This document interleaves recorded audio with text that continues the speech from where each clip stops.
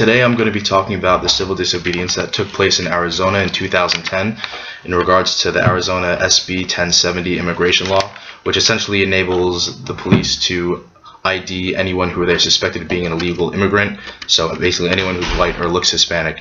The day before the law was supposed to take effect, a federal judge issued an injunction that blocked the most controversial parts of this law, so essentially the law never went into effect.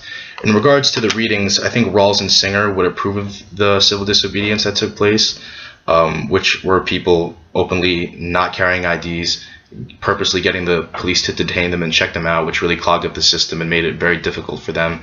I think Rawls and Singer would definitely approve, since the civil disobedience is definitely nonviolent and generally non-threatening to the public. Rawls maintains that civil disobedience must appeal to the collective sense of justice. Now, whether or not this particular law falls outside of the collective sense of justice isn't for me to say, but if that is the case, then Rawls would disagree, essentially. Singer says that civil disobedience is to get the public to reconsider, not to coerce or to threaten. So if the decision has been made, then essentially you have to leave it alone. So if this judge ended up not passing this injunction and the law did go through and the civil disobedience did continue, Singer would probably not approve of that, because in a sense they already decided on it and were trying to coerce or threaten them to change their minds. Bedeau, I think, would approve, because many of the people who committed the civil disobedience wouldn't be affected by the law necessarily. And Bedeau says that's okay as long as they are protesting, as long as the law that they're breaking is the law that they're protesting, which was the case.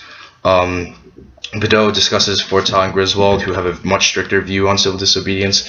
They say that the only people who should be able to partake in it are the people who would be affected by it. So this is problematic because for our case it would be not only a small number of people, but the people who would be affected would have the most to lose, mainly illegal immigrants. They would be deported. So that's kind of problematic for our case. I think Greenawalt maintains that Rawls is too specific with his sense of justice. He says that justice is often hidden from the public view, and civil disobedience can shed light on this. So I think he would definitely approve of this as well. However, the people who participated they were cooperative with the police. They let them detain them. It was part of their civil disobedience because it helped them disrupt the system and really clog up the immigration system. So if they ended up not cooperating, I think Greenawalt and probably many of the other philosophers like Singer and Rawls would probably end up not approving of this, because it wouldn't help their cause. It doesn't show fidelity to the law.